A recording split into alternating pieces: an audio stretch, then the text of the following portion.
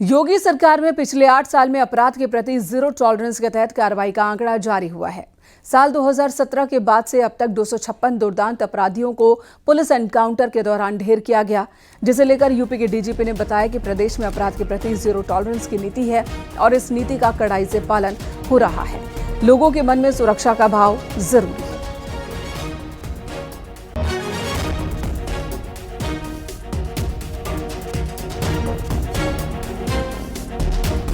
माननीय मुख्यमंत्री जी के नेतृत्व में और उनके मार्गदर्शन में अपराध और अपराधियों के प्रति जीरो टॉलरेंस की नीति है, उसका उत्तर प्रदेश पुलिस विगत 8 वर्षों से कड़ाई से अनुपालन करा रही है। और उस रणनीति के तहत जो ये गोल है, जीरो टॉलरेंस का गोल है, उसके तहत कई सारे कार्रवाई हो रही है। अब जहाँ तक एनकाउंटर की बात है, अगर आप अभी हाल के ही 2-3 केसेस लें, अभी मेरठ में एक इंसिडेंट हुआ।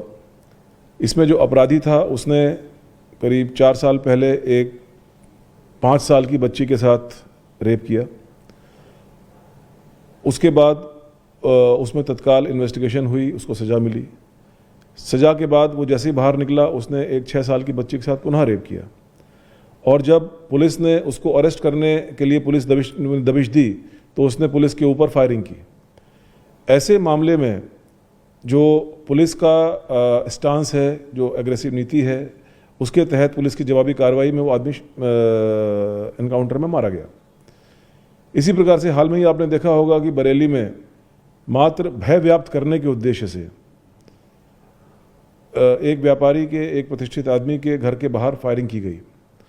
उस घटना का उद्देश्य मात्र भय व्याप्त करना था, और क्योंकि उसके संबंध अंतर्राष्ट्रीय क्रिमिनल गैंग से भी सामने आए, जिसका एसटीएफ और पुलिस के द्वारा 3-4 दिनों में उसको ट्रेस किया गया, और वो उत्तर प्रदेश का नहीं था, बाहर के स्टेट का था। और जब ट्रेस करने के बाद जब पुलिस ने दबिश दी उसको पकड़ने के लिए, तो जिस अपराधी का उद्देश्य ही भय व्याप्त करने का है, तो नेचुरली वो पुलिस को देख करके उन पर भी फायर उसने किया। तो ऐसे व्यक्ति के जो एनकाउंटर है, या जो घटना हुई, चांस एनकाउंटर हुआ, वो एक स्वाभाविक तरीके से हुआ, और उस स्वाभाविक तरीके से एनकाउंटर में उस बदमाश की मृत्यु हुई। तो हमारा उद्देश्य बड़ा सिंपल है। हमारा उद्देश्य क्राइम और क्रिमिनल के प्रति जीरो टॉलरेंस है। हमारा उद्देश्य नागरिकों के मन में सुरक्षा का भाव हो। दिवाली के मौके पर मिलावटखोरी के धंधे ने जोर पकड़ रखा है। कहीं ऐसा ना हो दिवाली पर आप मिठाई खरीद कर लाएं और वो मिलावट वाली निकले। असली नकली की पहचान कैसे करेंगे, आप मिलावट के शिकार ना हो जाएं, इसी पर आपको ये रिपोर्ट दिखाते हैं।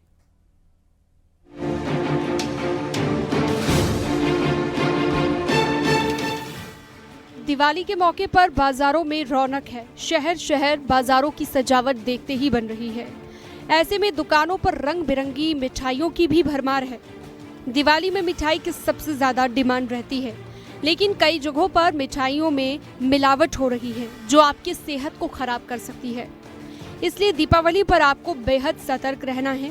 मिठाइयों में मावे का बहुत ज्यादा इस्तेमाल होता है।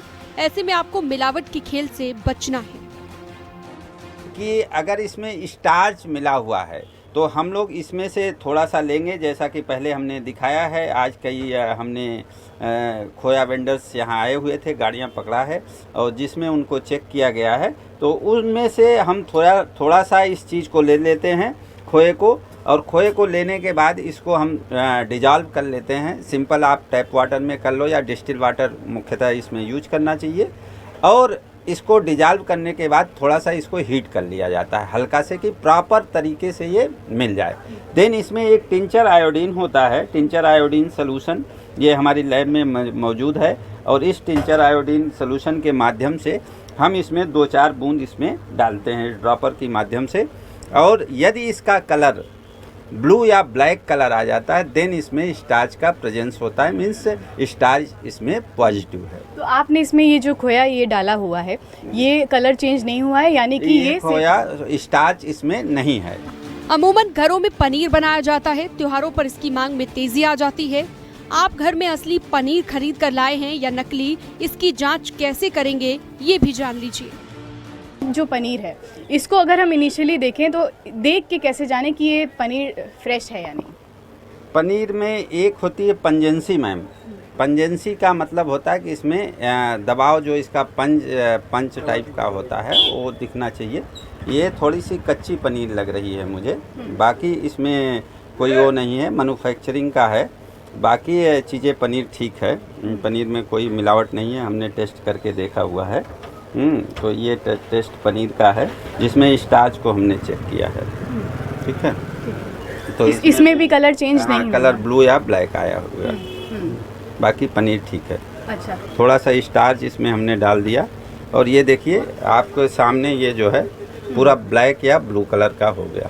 यानी कि अगर पनीर में पहले से स्टार्च होता तो फिर यही कलर आता? यही कलर आता, और जो पनीर आपने लाया है वह शुद्ध है। अक्सर आप मिठाइयों में चांदी का वर्क लगा हुआ भी देखते हैं। मिठाइयों में कलर का भी इस्तेमाल होता है, लेकिन इसका भी असली और नकली का पता लगाया जा सकता है।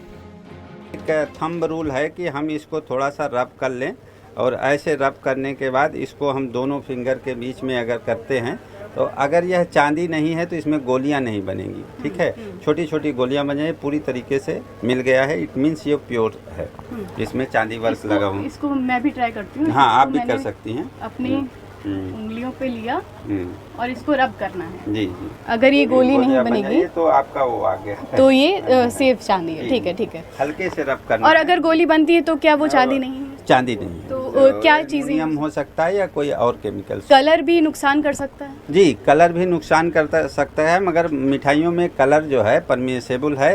जो कलर FSSAI के द्वारा अप्रूव्ड हैं वही कलर उसमें डाले जाएं, और वह भी 100 ppm से कम। यानी कि फूड ग्रेड कलर भी हो, लेकिन वो एक लिमिट में होना चाहिए, वरना फिर वो नुकसानदायक। मिलावटी मिठाइयों में केमिकल का इस्तेमाल भी होता है। कई मिठाइयों में तो डिटर्जेंट तक मिलाया जाता है, जिससे पेट में समस्या हो सकती है। लेकिन आपको सतर्क रहकर मिलावट के खेल से बचना है। लखनऊ से नितिका दीक्षित के साथ bureau report, news 18 UP Uttarakhand.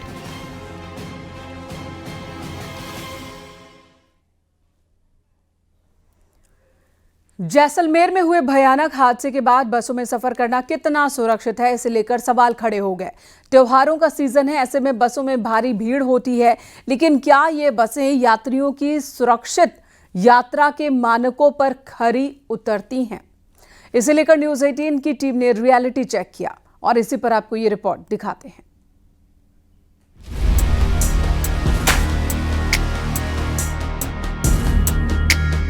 Rajasthan के जैसलमेर में हुए दर्दनाक हादसे ने पूरे देश को झकझोर कर रख दिया है। एक बार फिर से यात्रियों की सुरक्षा को लेकर सवाल खड़े हो गए हैं, जिनका जवाब किसी के पास नहीं। दिवाली का त्योहार आ रहा है, ऐसे में शहरों में काम कर रहे लोग अपने अपने घर जा रहे हैं। ट्रेन का टिकट मिलना बेहद मुश्किल है, लोग बसों में सफर करके जा रहे हैं, लेकिन इस वक्त बस भी फुल है। लेकिन क्या यात्रियों को पता है कि जिस बस से वो सफर पर निकले हैं वो पूरी तरह सुरक्षित होगा? प्राइवेट बसों में सुरक्षा को लेकर हर कोई चिंता में है। न्यूज़ 18 ने अलग अलग शहरों में बसों का रियलिटी चेक किया।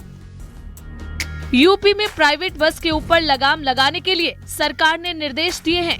वहीं अब जानते हैं कानपुर में दौड़ने वाली बसों का क्या हाल है।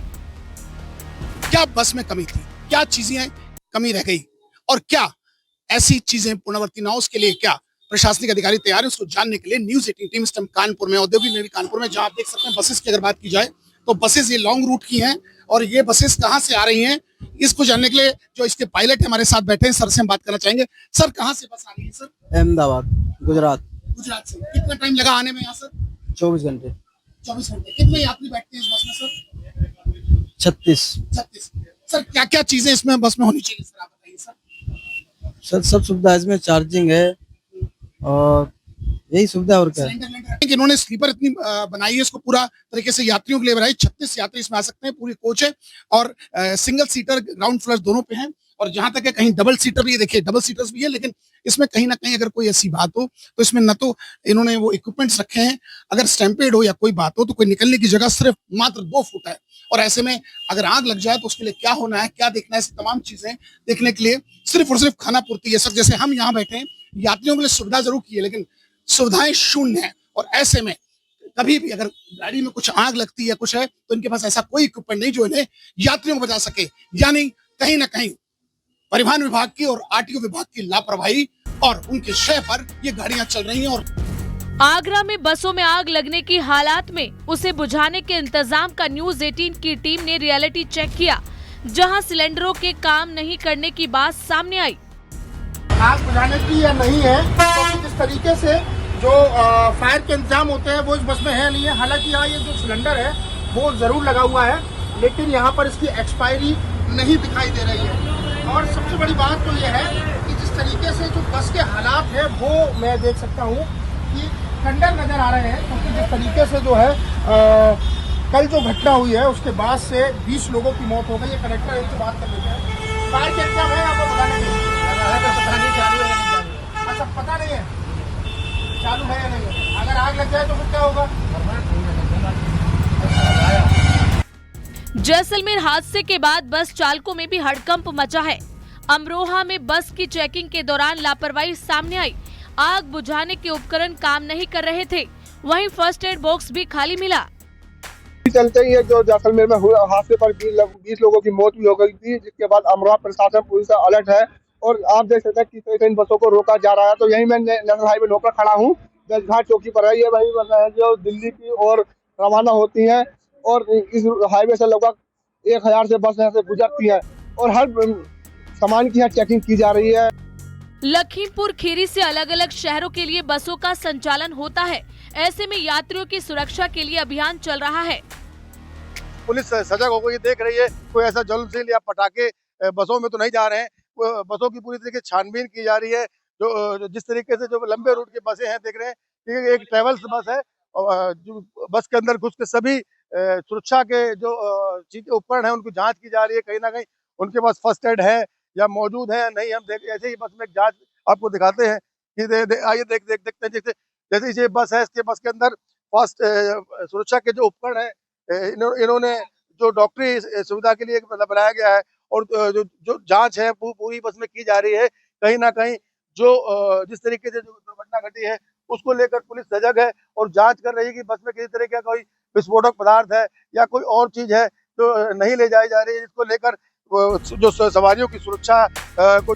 मुजफ्फरनगर में भी पुलिस प्रशासन अलर्ट है। दिल्ली देहरादून हाईवे पर होटल, ढाबों और दूसरी जगहों पर गुजरने वाली सभी बसों की चेकिंग हो रही है। से जो मुजफ्फरनगर की पुलिस है, यहाँ पर जो दिल्ली देहरादून हाईवे पर है, यहाँ पर आने वाली तमाम बसों को चेक किया जा रहा है और जो बसों की जो सामान रखने की जो डिग्गियां हैं उनमें भी चेक किया जा रहा है कि आखिर इसमें क्या कोई ज्वलनशील चीज़ तो नहीं है, कोई पटाखा तो नहीं है, सिलेंडर तो नहीं है। बेहद सघन चेकिंग अभियान यहाँ लगातार हाईवे पर जारी है। जो भी बसें रोडवेज की बस हो या टूरिस्ट बस हो, और तमाम जितनी भी बसें यहाँ पहुँच रही हैं उनको लगातार चेक किया जा रहा है, यही देखते हुए कि कहीं कोई ऐसी ज्वलनशील चीज़ इन रोडवेज बसों में ना हो जो एक और बड़े हादसों को न्योता दे रही हो। जो सामान है उसको भी बारीकी से चेक किया जा रहा है, कहीं कोई ऐसी ज्वलनशील चीज़ तो नहीं रखी हुई है, कोई पटाखे। चूँकि दीपावली बेहद नज़दीक है तो इसको लेकर भी कई बार लापरवाही लोग कर देते हैं, अपने घर जाते समय पटाखे या कोई ऐसे सामान लेकर जाते हैं। कई बार कोई सिलेंडर या कोई ऐसी चीज़ ज्वलनशील चीज़ भी आदमी जो ट्रैवलिंग कर रहा है, जो सफ़र कर रहा है यात्री, वो इस तरह का सामान कई बार लापरवाही की वजह से लेकर चल देता है। तो इसी को लेकर सघन चेकिंग अभियान ये चल रहा है। तस्वीरों में आप देख सकते हैं कि बागपत में हाईवे पर गाड़ियों को रोककर उनकी चेकिंग की जा रही है, जिसमें बस से लेकर छोटी गाड़ियां तक शामिल हैं। Bureau report, news 18 UP Uttarakhand.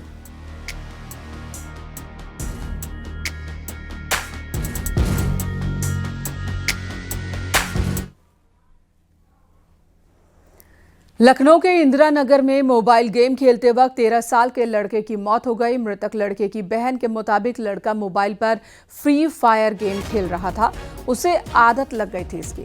बहन के मुताबिक शाम को मोबाइल पर गेम खेल ही रहा था, तभी उसकी तबीयत बिगड़ी और मौत हो गई। ये भी सामने आ रहा है कि लड़के को 2 दिन से बुखार था। लड़के की मौत कैसे हुई, अभी तस्वीर साफ नहीं है। पुलिस ने शव को पोस्टमार्टम के लिए भेजा। रिपोर्ट आने के बाद ही मौत के सही कारणों का पता चल सकेगा।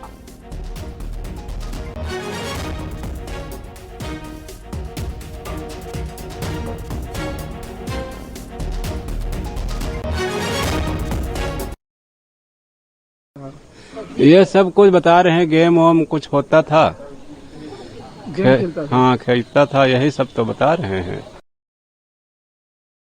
यहाँ तो गेम खेलते हुए बच्चे ने वो जान दे दी, कुछ ऐसे मुझे मतलब की जानकारी मिली। जब तक कितना समय पहले ये लोग यहाँ पर आप क्या रहने के लिए आए हुए थे? 1 हफ्ता हुआ है अभी। कहाँ के रहने वाले हैं ये लोग? ये कहाँ के रहने वाले हैं ये तो मुझे कोई आइडिया है नहीं। फिलहाल ये मतलब रूम देखते हुए आए थे तो दिया गया था इनको रूम। ऋषभ मणि हमारे सहयोगी फोन लाइन पर मौजूद है। ऋषभ, इस घटना के बारे में बताएं कि पेरेंट्स कह रहे हैं खेलते वक्त मौत हो गई, तो क्या जानकारी अभी सामने आ रही है? देखिए, संदिग्ध हालातों में इस बच्चे की मौत हुई है। 13 वर्षीय विवेक कश्यप, जो कि इंदिरा नगर के शिवाजीपुरम इलाके में अपने परिवार के साथ रहता था। तकरोही में एक परचून की दुकान पे वो काम भी करता था। उसकी बहन का ये कहना है कि उसका भाई फ्री फायर गेम मोबाइल पर खेलता था, उसका वो लती था। 2 दिन से उसकी तबीयत खराब थी, उसको बुखार आ रहा था और कल देर शाम भी वो मोबाइल पर गेम खेल रहा था। इसकी जो बहनें हैं और माँ है वो घरों में काम करती हैं, वो काम करके लौट के आई तो बेसुध पड़ा हुआ था, उसकी मौत हो गई। पुलिस का कहना है कि बीमारी से मौत की बात परिवार भी बता रहे हैं कि वो 2 दिन से बुखार में था और फिलहाल परिजन पोस्टमार्टम कराने से इनकार कर रहे थे, लेकिन अगर जरूरी होगा तो पोस्टमार्टम करा के मौत की वजह जानी जाएगी। जी, धन्यवाद आपका इस वक्त पूरी जानकारी देने के लिए। तो 13 साल के बच्चे की जान गई। एक तरफ पेरेंट्स कह रहे हैं कि मोबाइल पर गेम खेलते वक्त उसकी मौत हो गई है, दूसरी तरफ ये जानकारी भी सामने आ रही है कि उसे 2 दिन से बुखार था और उसकी तबीयत खराब थी।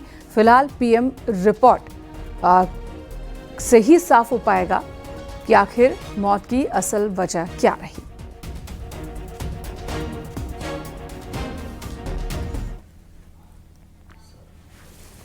आसमान छूती कीमतों की वजह से सोना चांदी लोगों की पहुंच से दूर हो रहे हैं।